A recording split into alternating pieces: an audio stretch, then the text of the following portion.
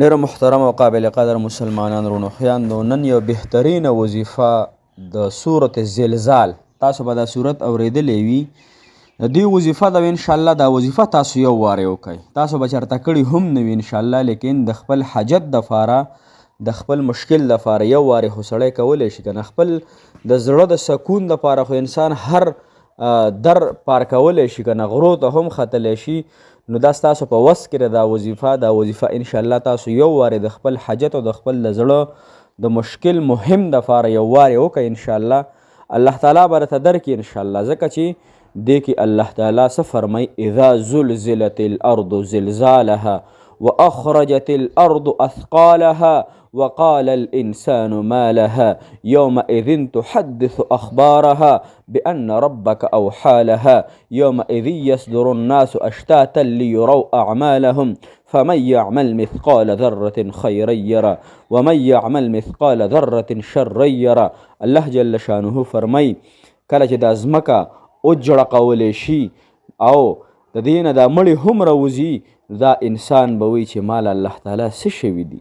نو محترم مسلمانانو، دې کې د الله تعالی هغه طاقت بیان شوی دی وظیفه کې. د الله تعالی هغه محترم هغه سوفر طاقت بیان شوی دی. ګوره الله تعالی سوفر طاقت ور ذات دی. د الله تعالی نه ما سوا کوم چې مخلوقات دا صفر دی، صفر اسم نشي کولی بغیر د الله جل شانه د حکم او ارادې نه انسان. لہذا تاسو په دې طریقه باندې دا وظیفه وکئ. کومه طریقه چې راته زه ښیم انشاءالله الله تعالی هم د حاجت پوره کړي، ځکه دا وظیفه جلالی ده. دا صورت یو جلالی او یو د طاقت صورت الله تعالی نازل کړی دی، او داسې صورت نازل کړی محترمو چې الله تعالی فرمایي دا ځمکه به هغه زه وړقومه. نو ستاسو دپاره الله تعالی ځمکه هم ړقولی شي، ستاسو دپاره الله تعالی حاجتونه هم پوره کولی شي. زموږ دپاره حاجت روا مشکل کشا رب څوک دی؟ رب العالمین. هغه رب دی محترمو چې نن دا ښکلی باران په ما تاسو باندې وریږي، نن دا ښکلی نور په ما تاسو باندې ځلیږي. محترمو دا د الله تعالی ذات دی. السلام علیکم ورحمت الله وبرکاتو. ډېرو قابل قدر محترم مسلمانانو، انشاءالله تاسو به روغ جوړ یئ، په صحت به یې. الله تعالی مو دغه رنګې خوشحاله او باد کامیاب او کامران لره. الله تعالی دې ستاسو د زړه مرادونه، حاجتونه، تمامې پریشانۍ ختمې کړي. محترمو، نن چې زموږ کومه وظیفه ده هغه ډیره انتهایی اسانه وظیفه ده. سورت زلزال اسان سورت ده، او په دې اخیری سفاره کې ده، عامه سفاره کې، او تقریبا غون شپږ اتلس آیاتونه دي. د دې نه هم لږ دي، او دا به څو فیرې صرف وایې محترمو. دا به صرف او صرف تاسو لږ تعداد سره وایې. تعداد څونه دی؟ تعداد محترم مسلمانانو صرف اویا پیرې. نو په یو منټ کې دا یو صورت یو پیره ویلی کېږي په قلاره قلاره. اذا زلزلت الارض زلزالها، یو منټ کې دا صورت یو پیره ویلی کېږي. صحیح شوه؟ دا صورت په تاسو په ټوټله 100 پیرې وایي، اویا پیرې به وایي. نو ستاسو په اویا منټه ټیم لګي، لکه یو ګنټه ټیم دی پې لګي. نو په یو ګنټه ټیم خو مونږ په بزولیاتو کې هم لګو، په بس سیزونو کې هم لګو. نو که یو انسان د خپل حاجت دپاره د الله تعالی ته کینې او دا صورت ووایي د زړه په اخلاص سره، نو انشاءالله امید د رب نه 100% دی چې الله تعالی د انسان حاجت پوره کړي.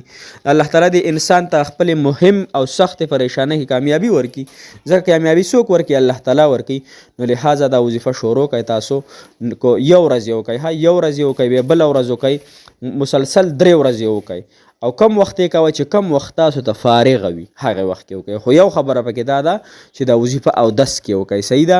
خبرې پکې چا سره مه کوئ، او په زړه او په یقین او په اخلاص سره یې وکړئ چې ربه دا ستا آیات دی، دا ستا صورت دی، دا صورت په ستا په کلام کې دی، دا کلام ستا خبرې دي چې تا ورته فرمایي کلام الله، دا د الله تعالی کلام دی، د الله تعالی خبرې دي.